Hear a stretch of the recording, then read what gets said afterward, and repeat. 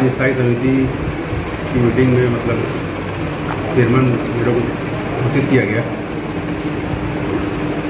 Shiv Sena, BJP और कांग्रेस के साथ में मतलब शेख रशीद साहब और सकाराम घोड़के, दादा भाऊ भूसे साहब, इन लोगों की मैंने बीजेपी के और शिवसेना के तब दो बीजेपी के, 2 शिवसेना के और 6 कांग्रेस के ऐसे मिलाकर एक स्थायी समिति का मेरे को चेयरमैन बनाया गया।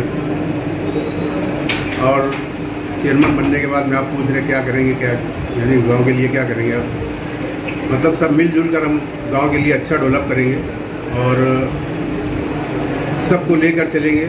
ऐसा मैं आपको यानी मेरे मतलब चेयरमैन में अपना काम करूँगा। स्कीमें जैसे जैसे आएंगी और स्थायी समिति का जो ठहराव है, जो मतलब जैसा भी आएगा हम काम करके देंगे और आवाम के लिए साथ साथ पूरा अपना टाइम देंगे। इतना ही बोलता हूँ।